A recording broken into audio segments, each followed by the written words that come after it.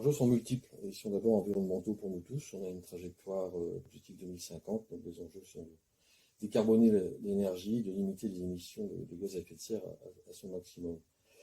Les enjeux sont industriels. Il faudra pouvoir proposer des alternatives suffisantes et également avoir de la main-d'œuvre suffisante pour mettre en place ces alternatives. Et les enjeux sont également économiques parce qu'il faudra pouvoir le faire avec les moyens qu'on nous donne. Et l'enjeu principal, il faut qu'il soit durable. On n'est pas en train de se projeter à quelques années, mais on se projette à plusieurs décennies et c'est vraiment un enjeu vraiment vital. Aujourd'hui, dans la filière, la révision principale qui est en cours, c'est la révision de la réglementation F-Gaz, qui nous touche déjà depuis plusieurs années, où la filière a fait de très beaux efforts et les résultats sont vraiment louables. Et cette révision aujourd'hui est en cours, le texte de la commission a été proposé et donc est en circulation aujourd'hui pour discussion.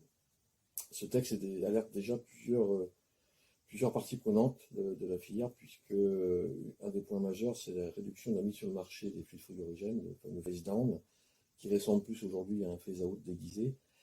Et la pente est telle qu'on risque d'avoir des pénuries de fluides dès 2027 pour pouvoir promouvoir des solutions alternatives avec des fluides à base GWP.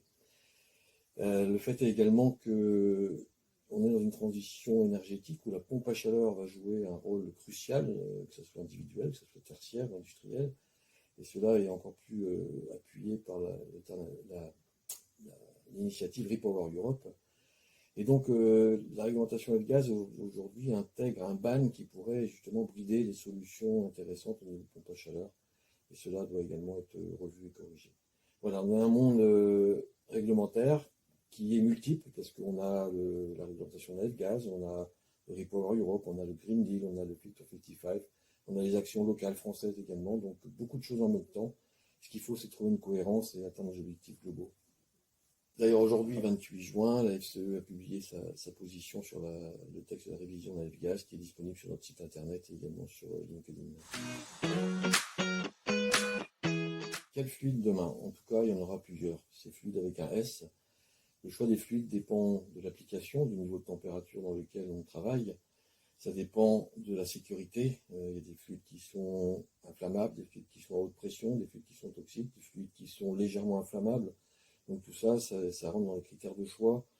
Il y a des critères économiques et faisabilité industrielle. Il y a des critères également d'efficacité énergétique. Et je dirais que c'est le critère numéro 1. On veut ces émissions indirectes également qu'elles soient diminuées. Donc la transition vers les nouveaux fluides va se faire et se fait par application. Cette filière est décomposée de plusieurs secteurs et de sous-secteurs.